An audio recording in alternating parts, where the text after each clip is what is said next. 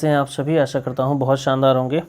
तो आज हम बेसिक मैथ फिजिक्स जब हम पढ़ते हैं तो फिजिक्स के क्वेश्चन सॉल्व करने के लिए कुछ मैथ्स अगर आपको आती है तो आपको जो क्वेश्चन सॉल्व करने में टाइम भी कम लगता है और आपके क्वेश्चन भी क्या होते हैं, करेक्ट होते हैं। तो आज हम बेसिक मैथ पढ़ने वाले हैं। बेसिक मैथ में कुछ टॉपिक हैं, मैं आपको बता देता हूँ। एक तो हमारा टॉपिक हो गया अलजेब्रा का, दूसरा हो जाता है हमारा ट्रिग्नोमेट्री,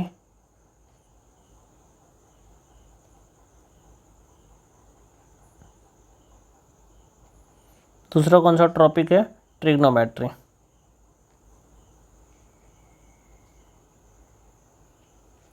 फिर तीसरा जो टॉपिक हो जाता है वो हो जाता है हमारा डिफरेंशिएशन,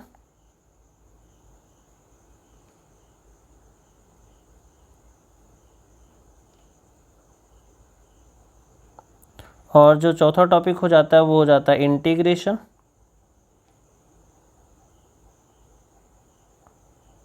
उसके बाद हम ग्राफ की भी स्टडी कर सकते हैं, थोड़ी बहुत ज्योमेट्री भी आपको आनी चाहिए, और साथ में थोड़ा मेंसुरेशन भी आपको आना चाहिए। तो ये जो टॉपिक हैं ये आपको बेसिक मैथ में पढ़ने हैं, क्योंकि फिजिक्स तभी समझ में आएगी जब बेसिक मैथ की अंडरस्टैंडिंग आपको होगी। तो चलिए स्टार्ट करते हैं। और अब आज हम ट्रिग्नोमेट्री पढ़ेंगे। अब ट्रिग्नोमेट्री आपने क्लास 10th में पढ़ रखी होगी। ट्रिग्नोमेट्री में हम बेसिकली स्टार्ट किससे करते हैं, तो सबसे पहले हम बात करते हैं ट्रिग्नोमेट्री में राइट एंगल ट्रायंगल।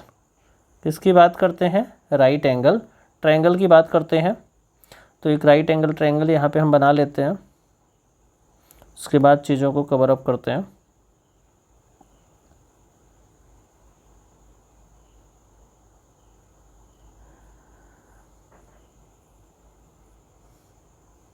तो यहाँ पे एक राइट एंगल ट्रायंगल है, ठीक है। अब इस राइट एंगल ट्रायंगल को अगर हम, ये वाली साइड है, जैसे इसको अगर मैंने थीटा बोल दिया, सपोज ये हमारा क्या हो गया, थीटा। तो अगर ये थीटा हो गया तो हम इसको 20 मानते हैं, और इसको हम परपेंडिकुलर मानते हैं, और इसको हम बोलते हैं हाइपोटेनस, ठीक है। आप सभी को मालूम है कि जो पाइथागोरस थ्योरम होता है वो क्या कहता है, h² is equal to b² plus p², ठीक है। h² is equal to b² plus p², यानी कि अगर बेस मान लो आपका 3 है, परपेंडिकुलर आपका 4 है, तो हाइपोटेनस कितना हो जाएगा, 5 हो जाएगा। ये कैसे आएगा, तो h² is equal to base कितना है 3 का स्क्वायर करा तो 9 आ गया, और उसके बाद परपेंडिकुलर कितना है 4, तो 4 का स्क्वायर करा तो 16 आ गया। तो यहाँ से h² कितना आ गया आपका 16, और 9 को ऐड करा तो 25 आ गया। तो यहाँ से h की जो वैल्यू आ गई वो √25 आ गई। तो यहाँ से h की वैल्यू क्या होगी, ±5। ये 25 का रूट क्या हो जाएगा, 5 हो जाएगा।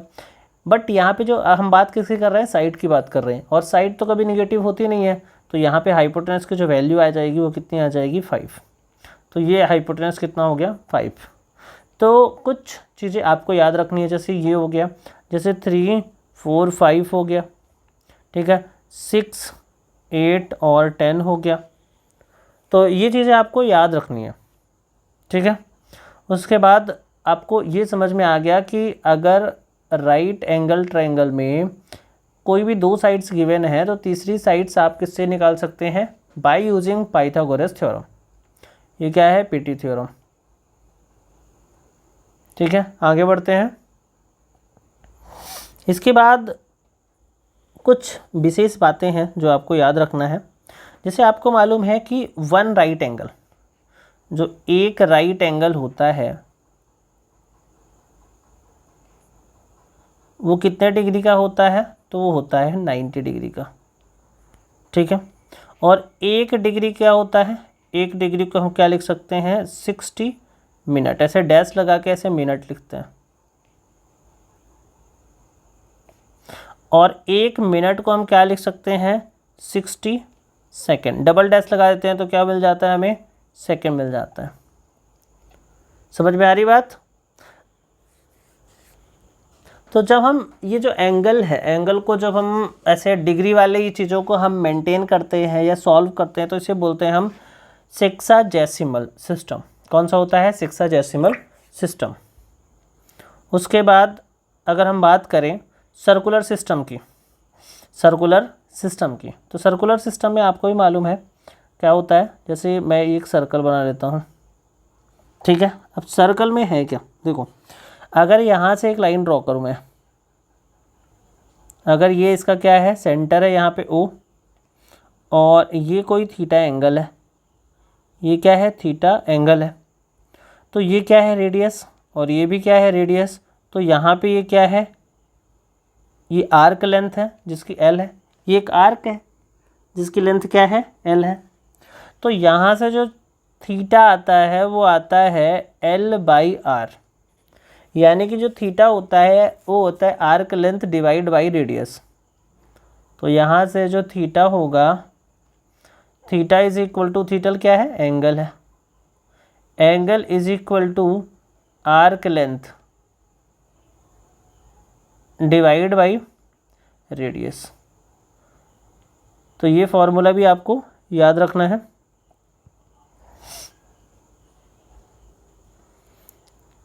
अब आपको कुछ और विशेष बात याद रखना है, जैसे pi radian, pi radian is equal to क्या होता है, 180 डिग्री।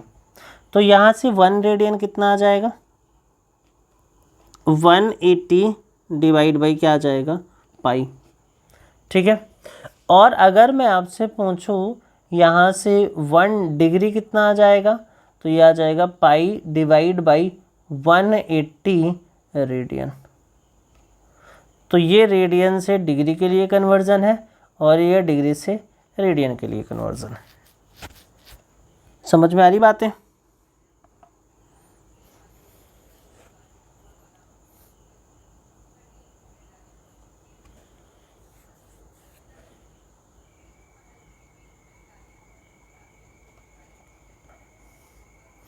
इसके बाद हम ट्रिग्नोमेट्री में ही बात करते, ये चीज़ें आपको याद रखनी है। उसके बाद हम बात करते हैं ट्रिग्नोमेट्रिकल रेशियो के बारे में।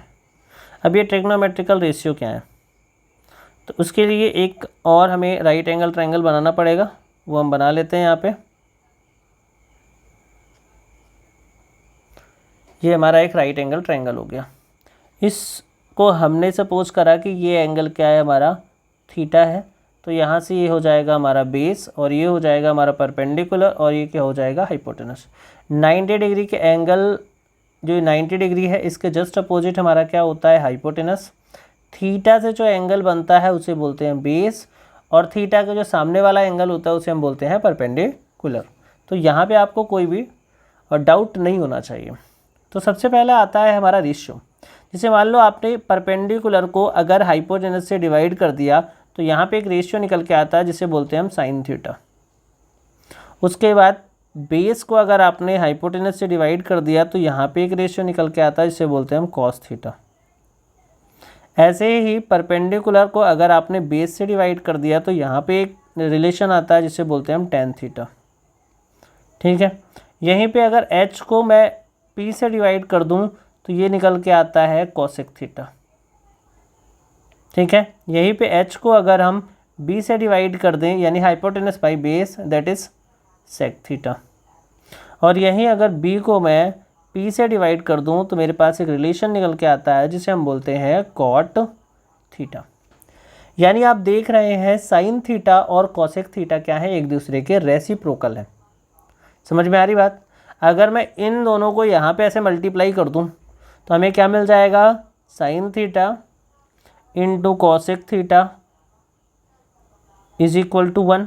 तो यहाँ से मैं क्या लिख सकता हूँ, sine theta is equal to 1 by cosec theta. साथ में और क्या लिखा जा सकता है, ये तो साइन का हो गया, कॉस को क्या लिखा जा सकता है, cos theta is equal to 1 by sec theta. और यहाँ पे टेन थीटा को क्या लिखा जा सकता है, तो 1 बाई कॉट थीटा। इतनी चीज़ें आपको क्लियर है? समझ में आ रही बात? इसके बाद यहाँ पे कुछ और चीज़ें हैं जो आपको ध्यान रखना है।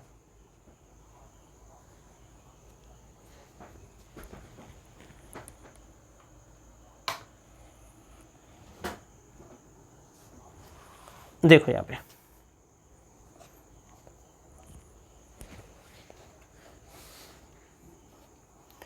आगे की कुछ, जैसे हमने क्लास 10th में पढ़ा था 3 आइडेंटिटीज़। ये आइडेंटिटीज़ बहुत कमाल की और बहुत यूज़ होती हैं। तो 3 आइडेंटिटीज़ में आपको याद रखना है कि जो साइन स्क्वायर है theta plus cos square theta is equal to क्या होता है 1। ठीक है, इसके बाद होता है 1 plus tan square theta is equal to क्या होता है सेक स्क्वायर थीटा, और 1 प्लस कॉट स्क्वायर थीटा ये हो जाता है आपका कॉसेक स्क्वायर थीटा। तो ये आइडेंटिटीज़ जो है ये आपको याद रखनी है, that is very important for you. जब भी हम मैथ सॉल्व करते हैं, फिजिक्स में जो मैथ्स होती हैं उनको सॉल्व करते हैं, तो ये आइडेंटिटीज़ आपको याद होनी चाहिए। उसके बाद अगर हम बात करें एंगल्स की, किसकी बात करें, एंगल्स की, तो एंगल्स हमें एटलीस्ट 90 डिग्री तक तो आपको याद होने चाहिए। बाकी के आगे के एंगल्स मैं आपको याद करवा दूंगा। तो पहले 90 डिग्री तक बात करते हैं। तो यहाँ पे कुछ टेबल सुना लेते हैं अपन।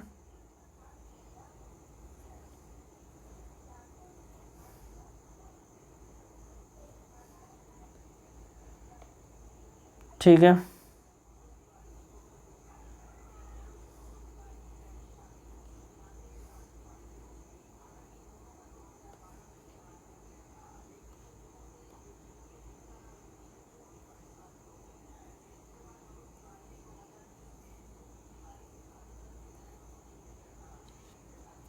ठीक है।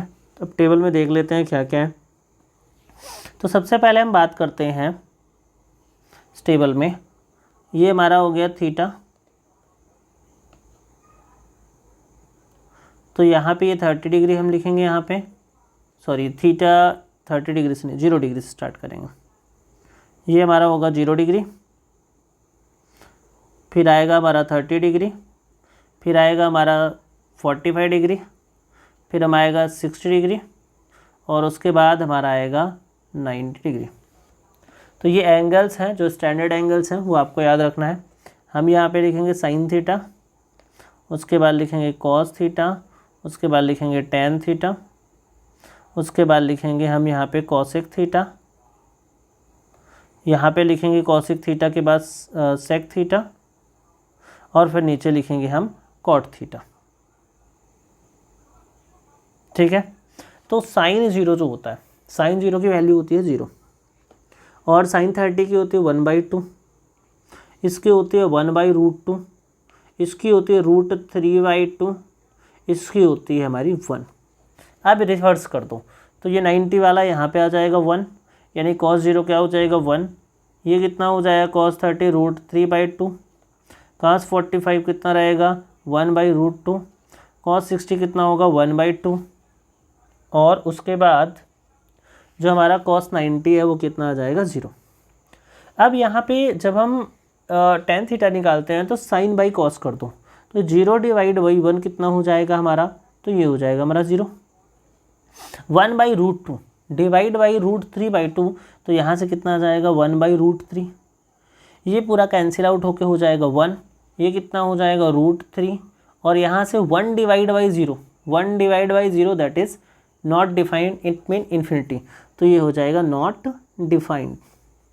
उसके बाद कॉसेक, कॉसेक क्या होता है 1/sin थीटा, तो 1/0 कितना हो जाता है नॉट डिफाइंड, यहाँ पे 2 हो जाएगा, यहाँ पे √2 हो जाएगा, यहाँ पे 2/√3 हो जाएगा, और यहाँ पे 1/1 दैट इज़ 1। ठीक है, सेक के लिए क्या करना है, सेक के लिए बस यही, इसी को हमें क्या रिपीट कर देना है, तो यहाँ पे हो जाएगा 1, यहाँ पे हो जाएगा √3/2, यहाँ पे √2, यहाँ से आपका 2, और यहाँ से क्या हो जाएगा आपका नॉट डिफाइंड। समझ में आ रही बात। और कॉट के लिए क्या हो जाएगा, 1/10 हो जाएगा। तो यहीं पे हम लिख लेते हैं कॉट के बारे में। ये हो गया हमारा कॉट थीटा।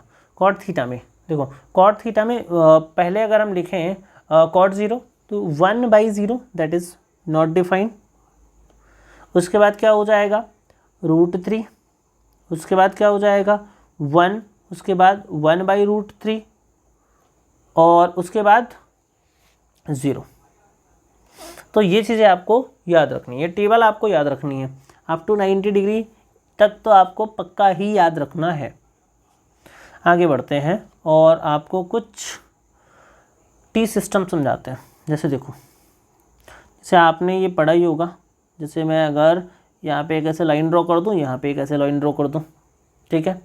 तो आपको भी मालूम है कि भैया ये हमारा है 0 डिग्री, ये हमारा है 90 डिग्री, ये हमारा है 180 डिग्री और ये हमारा है 270 डिग्री और ये फिर अगेन 360 डिग्री। पूरा हम घूम गए। तो इसमें जो होता है, जो ये से हम फर्स्ट क्वाड्रेंट बोलते हैं। फर्स्ट क्वाड्रेंट में क्या होता है, ऑल पॉजिटिव, यानी कि सारे के सारे ट्रिग्नोमेट्रिकल क्या होंगे, ऑल पॉजिटिव। अब जो सेकेंड क्वाड्रेंट है, इसमें कौन कौन से, sine theta and cosec theta, ये क्या होगा, पॉजिटिव होगा। ये और हमारा हो गया थर्ड क्वाड्रेंट। थर्ड क्वाड्रेंट में जो हमारा है टेन थीटा और कॉट थीटा, ये क्या होंगे, पॉजिटिव होंगे। और जो हमारा फोर्थ क्वाड्रेंट है, अब देखो यहाँ पे साइन कॉसेक हो गया और यहाँ पे टेन कॉट हो गया, तो यहाँ पे क्या हो जाएगा, कॉस थीटा और यहाँ पे सेक थीटा, ये क्या होंगे, पॉजिटिव होंगे। ठीक है। तो फर्स्ट क्वाड्रेंट में तो सभी पॉजिटिव होंगे, यानी कि 0 से 90 डिग्री के बीच में अगर कोई भी वैल्यू आपसे पूछो तो सारी की सारी वैल्यूज़ क्या होंगी, पॉजिटिव होंगी। सेकंड क्वाड्रेंट में साइन और कॉसेक पॉजिटिव होगा, बाकी सारी वैल्यूज़ क्या होंगी, निगेटिव होंगी। थर्ड क्वाड्रेंट में टेन और कॉट पॉजिटिव होगा, बाकी सारी वैल्यू निगेटिव होंगी। और फोर्थ क्वाड्रेंट में आपका कॉस और सेक क्या होगा, पॉजिटिव होगा, बाकी सारी वैल्यू निगेटिव होंगी। ठीक है, इतनी चीज़ें आपको पता चल गई। अब देखो, जब हम ऐसे हॉरिजॉन्टल की बात करते हैं, हॉरिजॉन्टल का मतलब जैसे साइन आपने लिख लिया 90 प्लस थीटा, या देखो पहले 90 वाले देख लेते हैं, ये ऐसे ये वाले, ये जो आपका ये 90 हो गया और ये क्या हो गया, 270 वाला हो गया। तो 90 प्लस होगा या साइन 90 माइनस थीटा होगा, प्लस हो या माइनस, तो साइन किस में कन्वर्ट हो जाएगा, कॉस थीटा में। यहाँ पे भी क्या आ जाएगा हमारा, कॉस थीटा। समझ में आ रही बात। तो साइन किस में चेंज होता है, साइन थीटा किस में, कॉस में, यानी कॉस किस में कन्वर्ट होगा, साइन में। टेन जो होता है वो किस में कन्वर्ट होता है, कॉट में, और कॉट किस में, टेन में। और वैसे ही जो सेक होता है किस में कन्वर्ट होगा, कॉसेक में, और कॉसेक किस में, सेक में। समझ में आ रही बात। ठीक, जैसे कुछ वैल्यूज़ हैं, और ये चीज़ भी आपको याद रखना है, sine minus theta that is minus sine theta, लेकिन कॉस जो माइनस थीटा होता है that is cos theta. Tan minus theta that is minus tan theta. Cot minus theta that is minus cot theta. उसके बाद cosec minus theta that is minus cosec theta. और यहाँ पे sec minus theta that is sec theta. तो अगर यहाँ पे हम दो वैल्यूज़ को देखें, यहाँ पे ये वाली चीज़ ये पॉजिटिव होगी और यहाँ पे ये पॉजिटिव होगा, बाकी सारे क्या होंगे, नेगेटिव होंगे। इसके बाद इतना आपने देख लिया। इसके बाद कुछ वैल्यूज़ हैं, अगर हम उन वैल्यूज़ को देखें तो आपको वो वैल्यूज़ कैसे निकालनी है उस चीज़ को देखते हैं। जैसे मान लो किसी ने आपसे पूछ लिया कि भाई ये साइन -45 बताओ, -sin45 की वैल्यू बताओ, तो आप क्या कर दोगे? इसमें तो साइन माइनस थीटा क्या होता है? माइनस साइन थीटा, तो पहले ही माइनस आपको क्या लिख लेना है? sin 45 degree.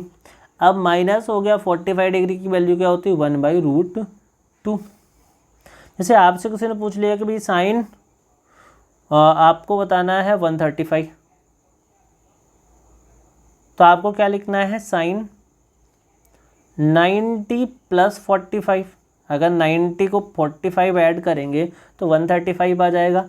अब ये साइन है, 90 प्लस या माइनस होता है तो कॉस में कन्वर्ट होता है, और ये 135 कहाँ है? 90 से 180 के बीच में है, तो साइन ही रहेगा, मतलब पॉजिटिव ही रहेगा साइन। तो ये क्या हो जाएगा? Cos 45 degree. और कॉस 45 साइन 90 प्लस थीटा क्या हो जाएगा? Cos theta. ठीक है, और ये cos 45 क्या होता है? 1/√2। अगर आपसे पूछा तो सपोज यहीं पे साइन ना हो के यहाँ पे cos 135 होता, तो सेकेंड क्वाड्रेंट है, 135 मतलब सेकेंड क्वाड्रेंट, और 90 प्लस समथिंग करेंगे तो cos क्या होगा? साइन में कन्वर्ट होगा, और साथ में क्या आएगा? नेगेटिव। तो हम इसको क्या लिख सकते हैं? cos 90 + 45, और ये हो जाएगा -sin 45। तो यहाँ से क्या आ जाएगा? -1/√2। तो जो वैल्यू आएगी cos 135 की कितनी हो जाएगी? 1/√2। जैसे आपसे समझो पूछ दिया कि cos 300 की वैल्यू बताओ, तो आप बोलोगे कि जो 300 है ये तो बेसिकली फोर्थ क्वाड्रेंट है, और फोर्थ क्वाड्रेंट में तो cos क्या होता है हमारा? पॉजिटिव होता है। तो हम इसको लिख क्या सकते हैं? इसको तो हम लिख सकते हैं cos 270 + 30 लिख सकते हैं ना। अब ये 270 के आगे फोर्थ क्वाड्रेंट आ जाता है, और cos 270 क्या है? वर्टिकल लाइन है, और वर्टिकल में cos किस में कन्वर्ट होगा था? साइन में। तो ये हो जाएगा आपका sin 30 डिग्री, और sin 30 डिग्री की वैल्यू तो सभी को मालूम है कितना होता है? 1/2। अगर आपसे पूछ लिया कि यहीं पे बताओ भैया sec 120, सेक देखो 120 कहाँ पे है? सेकंड क्वाड्रेंट में है, और सेकंड क्वाड्रेंट में कौन पॉजिटिव होते हैं? साइन और कॉसेक। तो जाहिर सी बात है ये क्या होगा? नेगेटिव होगा। इसको हम लिख कैसे कर सकते हैं? तो सेक 90 + 30, और 90 में 30 ऐड करेंगे 120 आ जाएगा। और ये सेकंड क्वाड्रेंट में क्या होता है भैया?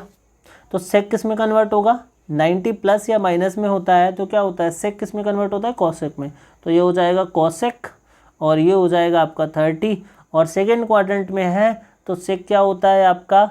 नेगेटिव, तो हो जाएगा -cosec 30 is equal to -cosec 30 की अगर वैल्यू देखें तो कितनी आ जाती है? 2। तो ये हो जाएगा आपका कितना? -2।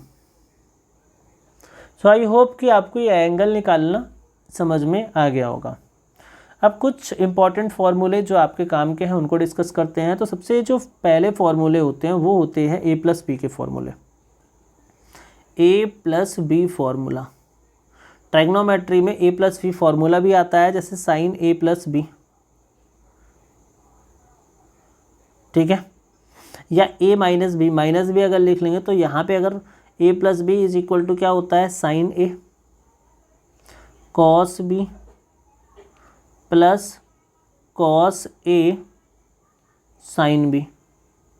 ये तो पॉजिटिव हो गया। नेगेटिव का अगर करना है तो यहाँ पे क्या हो जाएगा? नेगेटिव, तो यहाँ पे बीच में क्या हो जाएगा हमारा? नेगेटिव। उसके बाद साइन के बाद अगर cos का देखें, cos a + b, तो ये होता है cos a cos b minus sin a sin b। और यहाँ पे अगर माइनस वाला फॉर्मूला देखते हैं तो यहाँ पे जब माइनस लगाओगे तो बीच में यहाँ पे क्या हो जाता है? प्लस हो जाता है। समझ में आ रही बात? उसके बाद tan का अगर देखें तो tan a + b, तो ये होता है आपका tan A plus tan B divide by 1 minus tan A tan B। अगर आप माइनस वाला फॉर्मूला लगाते हो तो यहाँ पे आप माइनस करोगे तो ये यहाँ पे माइनस हो जाएगा और यहाँ पे क्या हो जाएगा, प्लस हो जाएगा। तो ये हो गए a प्लस बी और a माइनस बी के फॉर्मूले। अब आपको 2a वाले फॉर्मूले भी याद रखने हैं, 2a वाले फॉर्मूले। तो 2a वाले फॉर्मूले आपको सभी को मालूम है, साइन 2a क्या होता है, बोलो भाई, 2 साइन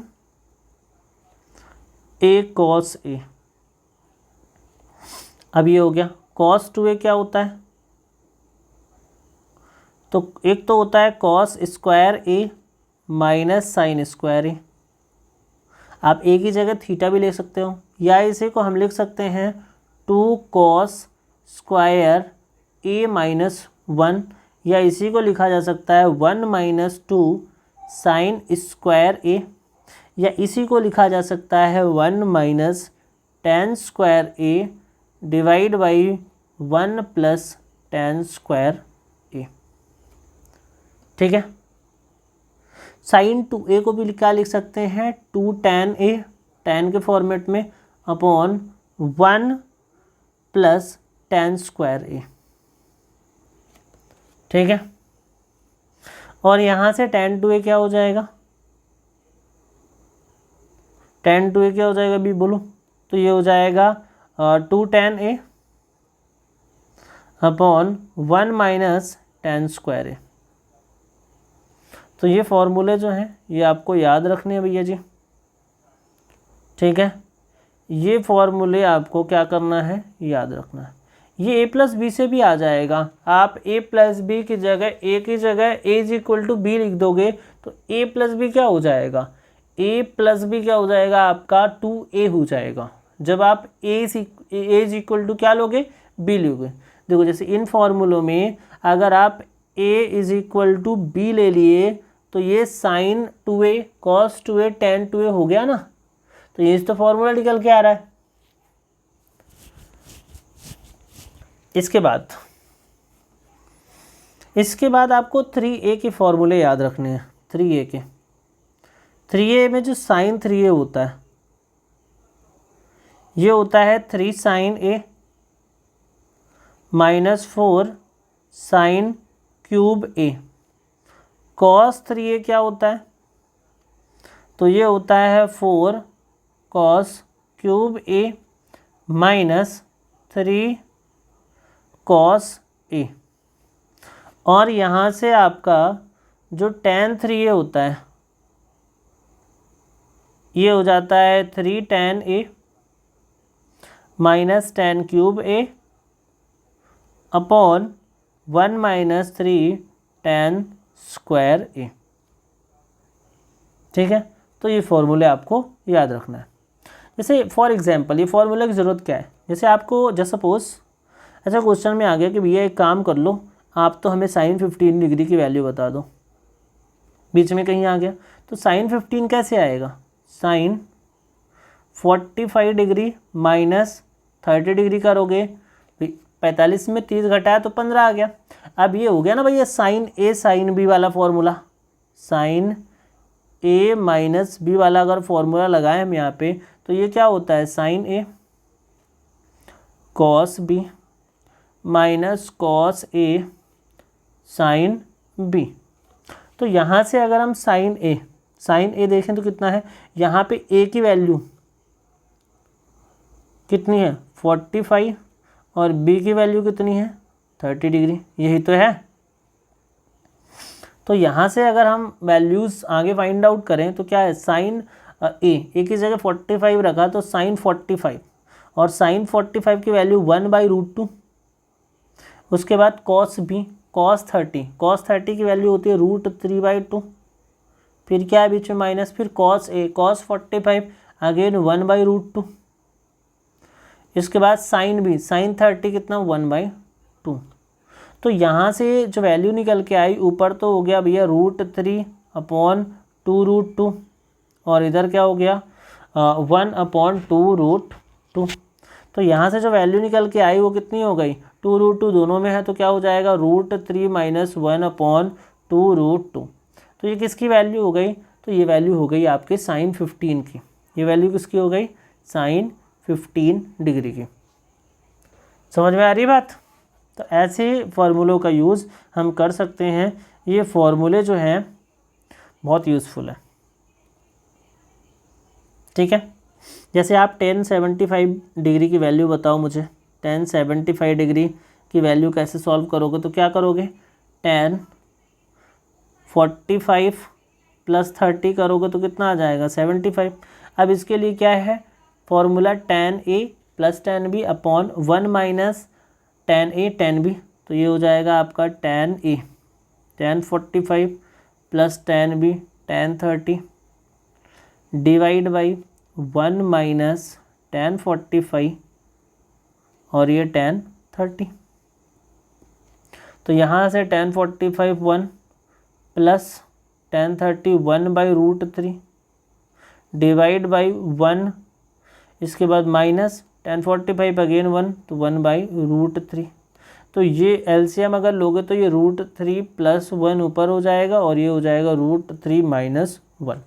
तो यहाँ से जो 1075 की वैल्यू निकल के आई वो कितनी आई, √3 + 1 डिवाइड बाई √3 - 1। ये क्या है, 1075 की वैल्यू है।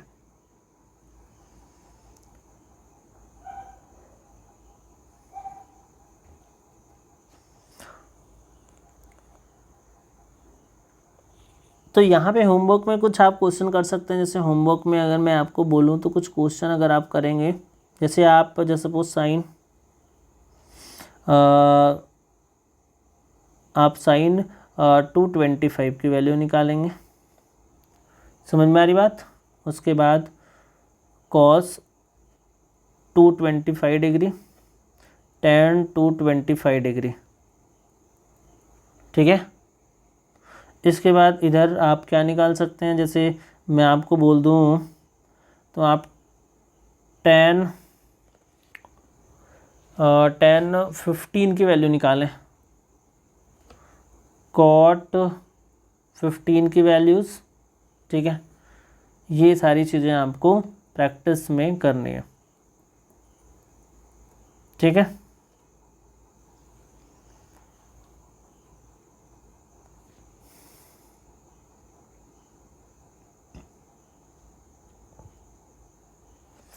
इसके बाद हम कुछ मेंसुरेशन के फॉर्मूले डिस्कस कर लेते हैं, ठीक है। इसके बाद जैसे अलजेब्रा भी डिस्कस कर सकते हैं, थोड़ा अलजेब्रा के क्वेश्चन डिस्कस कर लेते हैं, मतलब फॉर्मूला ही डिस्कस कर लेते हैं, क्वेश्चन तो आप कर ही लोगे। जैसे कहीं पे आपको मिल गया भैया a + b का होल स्क्वायर, सभी को मालूम होगा क्या होता है, a² + b² + 2ab। अगर a - b का होल स्क्वायर बोला, a² + b² - 2ab, और a² - b² किया तो ये क्या हो जाता है, a + b × a - b। तो यहाँ से कुछ क्वेश्चंस को भी हम टारगेट कर सकते हैं, जैसे 7x + 3 का होल स्क्वायर, तो ये कितना हो जाएगा भी, 7x का होल स्क्वायर + 3 का होल स्क्वायर + 2 × 7x और 3 2ab हो गया।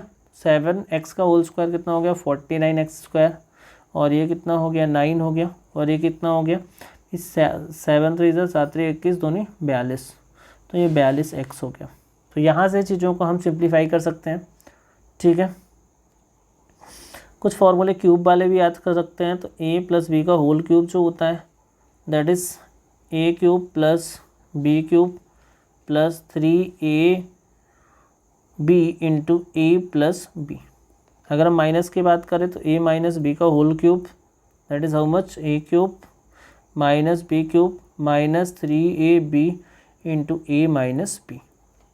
अगर हम यहीं पे a² + b² की बात करें तो दिस इज़ a³ + b³ की बात करें तो a + b इंटू होता है a² - ab + b², और यहीं पे अगर a³ - b³ की बात करें तो a - b × a² + ab + b²। Okay, यहीं पे एक और फॉर्मूला इंपॉर्टेंट हो जाता है, A plus B plus C का whole square which is A square plus B square plus C square plus 2ab plus 2bc plus 2ac। ठीक है, इसके बाद ये हमारा अलजेब्रा के फॉर्मूले हो गए। इन फॉर्मूले पे बेस्ड कहीं पे कुछ क्वेश्चन मिल जाता है। ठीक है, इसके बाद अगर हम बात करें सिंपल इक्वेशन की, सिंपल इक्वेशन में भी कुछ बच्चों को थोड़ी सी दिक्कत होती है। जैसे मान लो कहीं पे आ गया 7x इज इक्वल टू 25, तो x अगर निकालना है तो बच्चे फिर क्या कर देते हैं, 7/25 कर देते हैं। That is wrong basically. ये क्या हो जाएगा, यहाँ से x आ जाएगा, कितना आएगा 25/7। सो ये जो x के साथ ये 7 है ये मल्टीप्लाई में है, फर्दर उधर जाएगा तो डिवाइड हो जाएगा। ठीक है, तो यानी इक्वेशन में प्लस है तो उधर जाएगा माइनस हो जाएगा, माइनस है तो प्लस हो जाएगा, मल्टीप्लिकेशन डिवाइड हो जाएगा, डिवाइड जो हुआ मल्टीप्लिकेशन हो जाएगा। सिंपल इक्वेशन में ये फंडे हैं जो आपको याद रखने हैं। ठीक है, उसके बाद हम बात करते हैं कुछ मेंसुरेशन के फॉर्मूले। मेंसुरेशन में कुछ फॉर्मूलों की बात करें अगर, तो आपको मालूम है कि ये हमारा होता है सर्कल, सर्कल से बात करेंगे। ठीक है, ये सर्कल होता है, सभी को मालूम है। सर्कल की ये जो होती है ये होती है रेडियस, और अगर हम इसको इधर की तरफ खींच दें पूरा का पूरा, ये हो गया सर्कल का सेंटर, तो ये पूरा का पूरा डायमीटर होता है, और ये सेंटर से लेके सर्कमफ्रेंस के बीच की जो डिस्टेंस होती है उसे बोलते हैं हम रेडियस। अगर कोई भी लाइन है जो सेंटर से ना पास होके सर्कमफ्रेंस को टच करे तो उसे बोल देते हैं कॉर्ड। ये बेसिक बातें हैं जो सभी को आती है। तो यहाँ से अगर हम इसके सर्कमफ्रेंस की बात करें, सर्कल का क्या, सर्कमफ्रेंस, तो ये होता है आपका 2πr। ठीक है, तो सर्कल को अगर हाफ कर दें, ठीक है, और हाफ सर्कल है, हाफ सर्कल का अगर सर्कमफ्रेंस की बात करें तो क्या हो जाएगा आपका यहाँ से यहाँ तक, और अगर डायमीटर इंक्लूडेड है तो πr हो जाएगा, और डायमीटर इंक्लूडेड है तो πr + 2r हो जाएगा। ठीक है, और इसके एरिया की अगर बात करें तो एरिया जो होता है वो होता है आपका πr²। यहाँ पे जो पाई की वैल्यू होती है that is taken as 22/7 and sometime that is taken as 3.14। तो ये चीज़ें आपको याद रख लेनी है। अभी सर्कल में इतना ही आपको याद रखना है, ज़्यादा आपको परेशान होने की आवश्यकता नहीं है।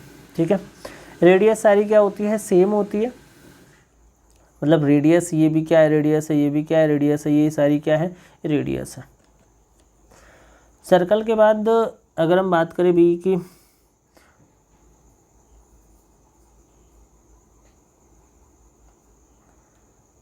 सर्कल के बाद हम बात करें अगर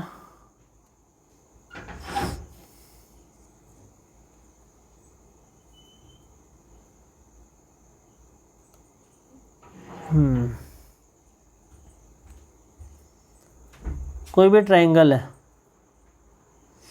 तो ट्रायंगल का अगर एरिया की बात करें, अगर इस ट्रायंगल की हम एरिया की बात करते हैं तो ट्रायंगल का एरिया क्या होता है आप सभी को मालूम है, क्या होता है बताएं सभी। ये एरिया है तो ये इसका क्या है, बेस है, और ये इसकी क्या है, हाइट है। अगर ये एंगल कितना है 90 डिग्री है, तो इसका जो एरिया होता है, एरिया होता है ट्रायंगल का half into base into height. ठीक है, और मान लो ऐसा कोई ट्रायंगल है और ये है इसकी हाइट और ये क्या है, बेस, तो यहाँ से इसका जो एरिया होएगा तो ये भी क्या होगा आपका half into base into height. ठीक है, ये हो गया ट्रायंगल। ट्रायंगल का जब हम एरिया निकालते हैं तो एक और फार्मूला यूज़ करते हैं जिसे बोलते हैं हेरोन्स फार्मूला। क्लास 9th में आपने पढ़ रखा होगा। जैसे ये साइड है मालूम है हमें हाइट मालूम ही नहीं है, ए बी और सी, तो इसका जो एरिया होता है that is equal to root of S, S minus A, S minus B and S minus C. ये सब रूट के अंदर है। यहाँ पे एस जो होता है that is semi perimeter, it means A plus B plus C by 2। इसे क्या बोलते हैं, सेमी पेरीमीटर। पेरीमीटर क्या है, हाफ है। ठीक है। मान लो इक्विलेटरल ट्रायंगल है, इक्विलेटरल जो ट्रायंगल होता है इसका जो एरिया होता है वो होता है √3/4 A²। तो ये याद रखना है आपको, इक्विलेटरल ट्रायंगल का जो ये एरिया होता है। इसके बाद हम बात करें स्क्वायर का,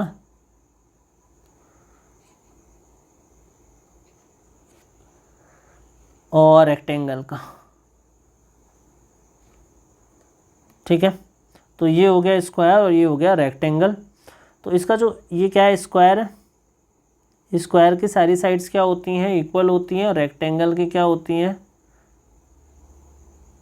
अपोजिट साइड क्या होती हैं, इक्वल। ये इसके इक्वल होगी, ये इसका इक्वल होगी, ठीक है, और ये सारी इक्वल होंगी, ठीक है। सारे एंगल्स क्या होंगे, 90 डिग्री के। तो इसका जो एरिया निकल के आता है वो आता है आपका साइड इंटू साइड। अगर इसकी साइड ए है तो हम इसको क्या लिख सकते हैं, A², और इसका जो पेरीमीटर निकल के आता है वो आता है 4 × A, sum of all sides. इसकी बात करें रेक्टेंगल की, तो अगर ये हमारा लेंथ है, इसको हमने ब्रेड्थ दिया, तो इसका जो एरिया होता है, area of rectangle that is length into breadth, सभी को मालूम है ये। और इसका जो पेरीमीटर होता है विच इज़ 2 × L + B। इसके बाद अगर हम बात करें कि जैसे कोन आ जाता है कभी कभी, या 3D में आ जाता है, जैसे क्यूबाइड है। क्यूबाइड में क्या होता है आपका, volume, curve surface area and total surface area. तो क्यूबॉइड में वॉल्यूम क्या होता है, LBH। क्यूब बनता कैसे है, क्यूब तो सभी को आता होगा बनाना आई थिंक।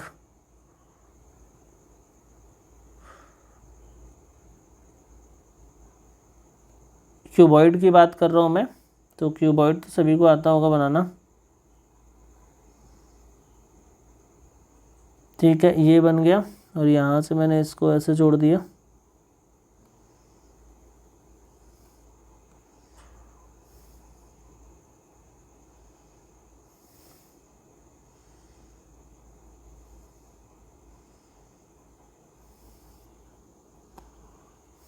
ये बन गया क्यूबॉइड, ठीक है।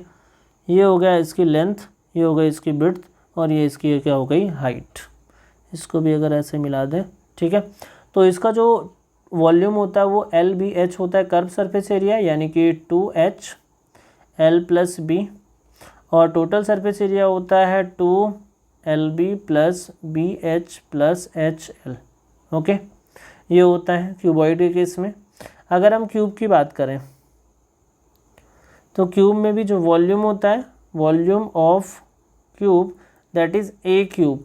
अगर साइड क्या है, A है, और जो curve surface area that is 4A², और जो वॉल्यूम वॉल्यूम तो मैंने बता ही दिया आपको, टोटल सरफेस एरिया, इसकी जो टोटल सरफेस एरिया होती है विच इज़ 6A²। अब क्यूब होता कैसे है, आपको कैसा दिखता है क्यूब, तो क्यूब सभी को मालूम है, क्यूब कुछ ऐसा होता है।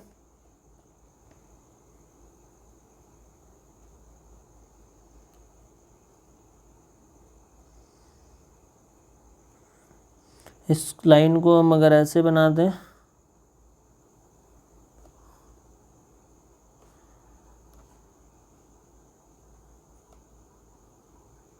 ये ऐसे जोड़ दिया, ये ऐसे जोड़ दिया, ये ऐसे जोड़ दिया, और ये ऐसे जोड़ दिया, तो ये क्या बन गया, हमारा क्यूब बन गया, जिसकी साइड्स क्या है, A है, ठीक है। ये भी A है, ये भी A है, और ये भी क्या है, A है, ठीक है। तो ये हो गया क्यूब, हो गया क्यूबॉइड, हो गया। उसके बाद सिलेंडर की बात करते हैं। सिलेंडर कैसा होता है, सिलेंडर कुछ यूँ, यहाँ से एक लाइन ड्रॉ करेंगे,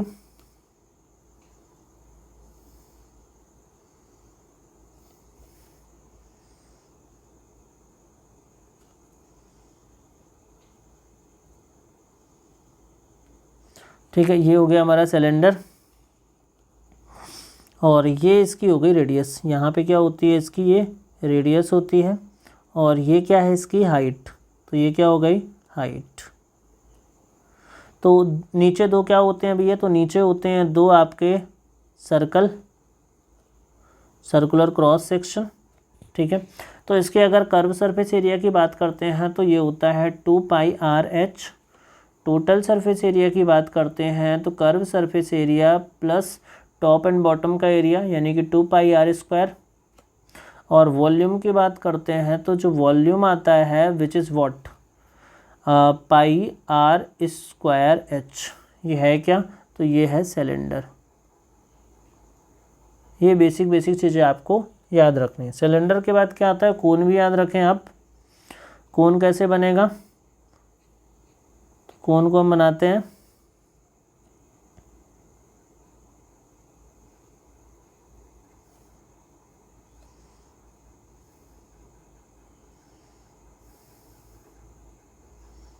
ये हो गया हमारा कोन। और ये जो होता है this is what, this is आपका, ये हो गया आपका रेडियस। और यहाँ पे जो ये होता है this is slant height L। और यहाँ पे क्या होता है दिस इज़ द हाइट, ये हाइट हो गया h।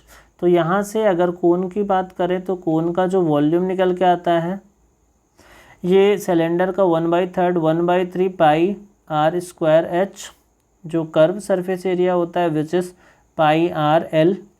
और टोटल सरफेस एरिया होता है विच इज़ πrl + πr²। अगर आपको L निकालना है L will be √h² + r²। Okay, so I hope कि आपको मेंसुरेशन में कोई दिक्कत नहीं होगी। ये फॉर्मूले आपको याद रखने हैं तभी आप क्वेश्चन कर पाएंगे, क्योंकि फिजिक्स में बीच बीच में कुछ भी आ सकता है, ठीक है। उसके बाद अगर हम बात करें ज्योमेट्री की, तो ज्योमेट्री में आप सभी को मालूम है कुछ चीज़ें हैं जो आपको याद रखनी है। जैसे ये हैं दो लाइंस, ठीक है, और यहाँ पे एक लाइन में खींच देता हूँ, ये इंटरसेक्टिंग लाइन है। यहाँ पे दो पैरेलल लाइन है x और y, और ये z क्या है, इंटरसेक्टिंग लाइन है। तो यहाँ पे ये जो एंगल है ये अगर x है और ये एंगल कितना हो जाएगा, मान लो अगर y है तो x + y क्या हो जाएगा 180 डिग्री। ये वाला x है तो यहाँ पे ये भी क्या होगा x, और ये वाला x y है तो यहाँ पे भी क्या होगा y, ठीक है। ठीक है, तो ये है यहाँ पे x, तो यहाँ पे क्या हो जाएगा x, और ये y है तो यहाँ पे क्या हो जाएगा आपका y। इसे बोलते हैं अल्टरनेट इंटीरियर एंगल। और इसे बोलते हैं x, ये वाला x और ये वाला x करस्पॉन्डिंग है, ये वाला y और ये वाला y क्या है, करस्पॉन्डिंग है। और ये वाला y और ये वाला y अल्टरनेट इंटीरियर है, ये वाला x और ये वाला x क्या है, अल्टरनेट इंटीरियर है, ठीक है। तो ये चीज़ें आपको याद रखना। यहाँ पे ये वाला y ये वाला x है तो इधर भी क्या होगा x वर्टिकली अपोजिट, और ये y है तो ये भी क्या होगा y वर्टिकली अपोजिट। तो ये एंगल की अंडरस्टैंडिंग आपको बहुत ज़रूरी है। इसके बाद हम बात करते हैं डिफ्रेंशिएशन की।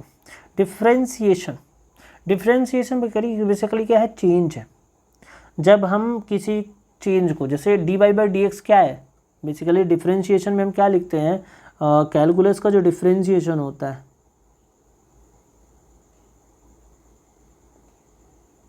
डिफ्रेंशिएशन बेसिकली क्या लिखते हैं हम, dy/dx, ठीक है। यानी कि y is the function of x। y क्या है, x का क्या है, फंक्शन है।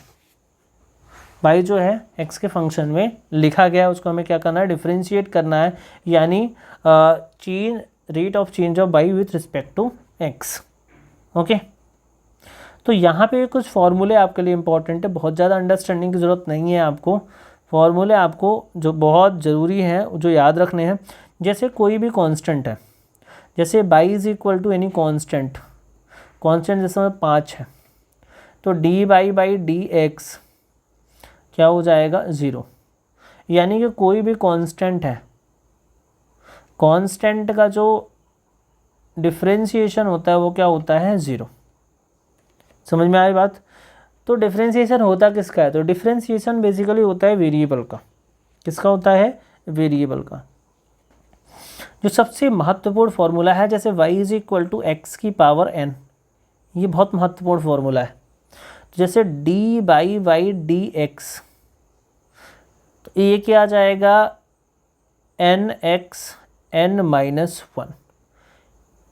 जैसे मान लो कोई फंक्शन है, जैसे y is equal to 7t square है, इसको D Y by D T करना है। जनरली फिजिक्स में टी के टर्म में ही आते हैं, तो टी के टर्म में मैं आपको बता रहा हूँ। तो 7 तो एज इट इज़ बाहर आ जाएगा, टी स्क्वायर का डिफ्रेंशिएशन करोगे तो आपको क्या हो जाएगा, 2t की power 2 minus one, 2 minus one मतलब 1, तो यहाँ से आ जाएगा आपका 14t। तो जैसे आपको जैसे सपोज कोई y is equal to T के टर्म में कोई फंक्शन दिया है, जैसे मान लो आप t की पावर 6 प्लस टी की पावर 4 प्लस टी की पावर 2 प्लस टी, इसका डिफ्रेंशिएशन करना है तो D Y by D X आपको करना है। D Y by D X करोगे तो 0 आ जाएगा, क्योंकि ये x के टर्म में टी के टर्म में है, तो हमें टी के टर्म में करना D Y by T T करना पड़ेगा। तो ये क्या हो जाएगा, 6t की पावर 5 प्लस 4t की पावर 3, ये क्या हो जाएगा 2t, और ये कितना हो जाएगा 1। तो ये इसका क्या आ गया, बेसिकली डिफ्रेंशिएशन। समझ में आ रही है? ये पहला फॉर्मूला, ये बहुत ज़्यादा यूज़ होता है, इस फॉर्मूले को आपको याद रख लेना है, ठीक है। इसके बाद मान लो दो टर्म है, ये तो हो गया, तीसरा फॉर्मूला भी होगा। जैसे ऐड करना है, मान लो ये ऐड जैसे था ना, अलग अलग आपने डिफ्रेंशिएट किया, अगर माइनस होता तो माइनस अलग अलग आप डिफ्रेंशिएट करते, जैसे बीच में ये ऐड दिख रहा है ना आपको, तो आपने इसका डिफ्रेंशिएशन किया, प्लस किया, इसका डिफ्रेंशिएशन किया, प्लस किया, इसका डिफ्रेंशिएशन। लेकिन मल्टीप्लाई में होता तब बदल जाती हैं चीज़ें। जैसे मान लो y कैसा है, टी के टर्म में टी स्क्वायर और साइन टी, ऐसा कुछ है, समझ में आ रही बात। तो ये अलग फंक्शन है, ये अलग फंक्शन है, आपस में ऐड तो हो ही नहीं सकते। तो इसका जब हम डिफ्रेंशिएशन करते हैं D Y by D X करेंगे, तो पहले तो हम फर्स्ट फंक्शन को लिखेंगे टी स्क्वायर, सेकंड का डिफ्रेंशिएशन करेंगे तो D Y by D T, T लिख लो यहाँ पे, साइन टी। फिर क्या करेंगे, सेकंड फंक्शन को लिखेंगे साइन टी, उसके बाद फर्स्ट का डिफ्रेंशिएशन करेंगे D Y by D T और टी स्क्वायर। तो यहाँ पे इसको फर्स्ट फंक्शन माना, इसको सेकंड फंक्शन माना। तो जब ऐसा मल्टीप्लिकेशन में होता है, दो डिफरेंट टाइप के फंक्शन होते हैं, जैसे सेम टाइप का फंक्शन है तो उसको हम कैलकुलेट कर सकते हैं। जैसे टी स्क्वायर टी की पावर 6 से मल्टीप्लाई में तो टी की पावर 8 हो जाएगा। लेकिन जब अलग अलग फंक्शन है, एक तो आपका ट्रिग्नोमेट्रिकल फंक्शन है, एक अलजेब्रिक फंक्शन है, तो दोनों में क्या करते हैं, तो पहले क्या करते हैं, फर्स्ट को लिखते हैं, सेकंड का डिफ्रेंशिएशन करते हैं, फिर सेकंड को लिखते हैं यहाँ पे, फिर फर्स्ट का क्या करते हैं, डिफ्रेंशिएशन करते हैं। समझ में आ रही बात। तो इसे बोलते हैं बेसिकली प्रोडक्ट रूल। क्या होता है, प्रोडक्ट रूल। डिवीज़न रूल की बात करें अगर, जैसे डिवीज़न रूल आप समझो, इसी में अगर मैं आपको बताऊं, जैसे मान लो बाई क्या हो, T square divide by sine T हो, अभी जो किया था ना, ऐसा है कोई फंक्शन।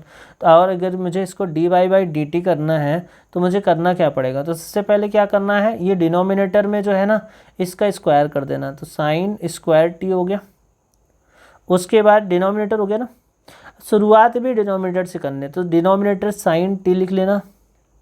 उसके बाद न्यूमरेटर जो है उसका differentiation D Y by D T T square, फिर बीच में क्या लिखते हैं, माइनस। अब देखो न्यूमरेटर का डिफ्रेंशिएशन हो गया, तो अब न्यूमरेटर को लिख लो यहाँ पे टी स्क्वायर, और डिनोमिनेटर का क्या कर दो, डिफ्रेंशिएशन। ठीक है, तो करा क्या है बेसिकली, अगर डिवीज़न में है इसे बोलते हैं हम डिवीज़न रूल। क्या बोलते हैं, डिवीज़न रूल। तो डिवीज़न रूल क्या कहता है, सबसे पहले जो ये डिनोमिनेटर है, डिनोमिनेटर को नीचे लिख लो और इसका स्क्वायर कर दो। फिर क्या करो, डिनोमिनेटर से ही शुरू करो, डिनोमिनेटर को लिखो, उसके बाद न्यूमरेटर का डिफ्रेंशिएशन कर दो, फिर बीच में माइनस लगा दो, फिर न्यूमरेटर को लिख लो और डिनोमिनेटर का क्या कर दो, डिफ्रेंशिएशन। तो ये हो गया हमारे डिवीज़न रूल। ठीक है, समझ में आई बात। जैसे मान लो एक क्वेश्चन, जैसे 6x की power 5 plus 4x³ minus 3x² plus 2x minus 7। ये कोई फंक्शन है y, क्या है, कोई फंक्शन है y।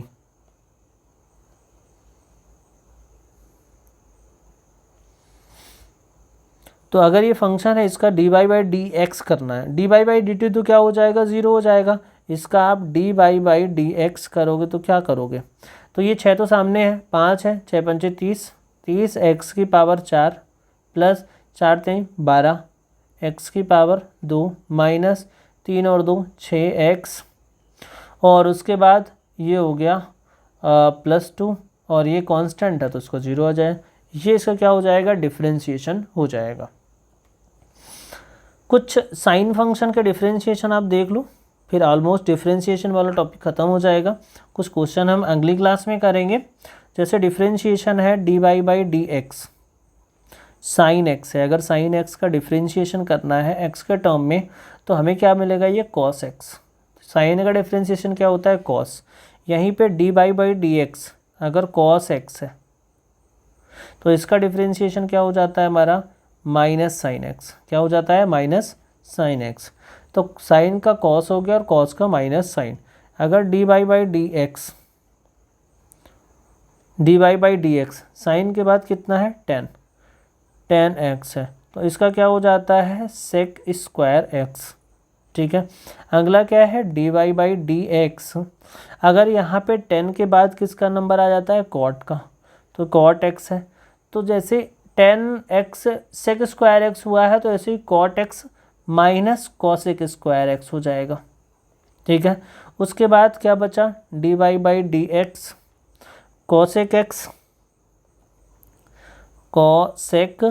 x, तो यहाँ से हो जाएगा माइनस cosec x और cot x, और आखिरी में dy/dx sec x है, तो ये क्या हो जाएगा, sec x tan x। ठीक है, क्योंकि देखो यहाँ पे tan का sec² और x हुआ था ना, तो याद रखना है sec का क्या हो जाएगा, sec x tan x, और cosec का क्या हो जाएगा, minus cosec x cot x। तो ये फॉर्मूले आपको याद रखना है। उसी में एक और फॉर्मूला होता है dy/dx और log x। जैसे log में कोई फंक्शन है तो ये क्या हो जाता है, 1/x। जैसे एक्सपोनेंशियल फंक्शन है dy/dx e⁻x, तो यहाँ पे e⁻x एज इट इज़ आ जाता है। ठीक है, तो ये चीज़ें आपको याद रखना है। उसके बाद चेन रूल भी थोड़ा सा याद रखें। जैसे मान लो आपको करना है, जैसे मान लो क्वेश्चन है आपका y = sin t³, ऐसा है कोई। ठीक है, तो सबसे पहले हमें क्या करना है, डिफरेंशिएशन करना है dy/dt के रिस्पेक्ट में। तो साइन t³ की जगह हम क्या मान सकते हैं, इसको साइन पूरा पूरा साइन थीटा मान लो। तो साइन थीटा क्या हो जाता है, कॉस थीटा, तो ये हो जाएगा आपका कॉस t³।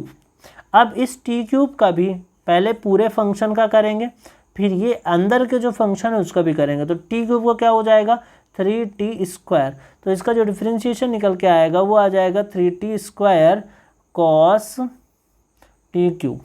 समझ में आ रही बात। तो इसे बोलते हैं हम चेन रूल। पहले इस पूरे फंक्शन का करते हैं, फिर इसके अंदर अगर कोई फंक्शन अवेलेबल है तो उसका करते हैं।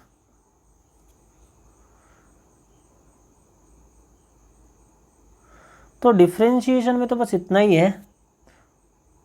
बाकी एक क्वेश्चन और देखो, जैसे मान लो आपको साइन के टर्म में साइन है और ये क्या है, x² + 5। तो आप समझो इसको पूरा का पूरा साइन थीटा मानो। साइन थीटा का क्या हो जाता है, कॉस, और थीटा की जगह क्या है, x² + 5। अब इस x² + 5 का डिफरेंशिएशन करेंगे तो x² का डिफरेंशिएशन कितना हो जाएगा, 2x, और 5 का डिफरेंशिएशन तो कितना हो जाएगा, 0, कांस्टेंट है। तो ये हो जाएगा 2x cos x² + 5। तो यहाँ पे क्या आ जाएगा, इसका ये डिफरेंशिएशन।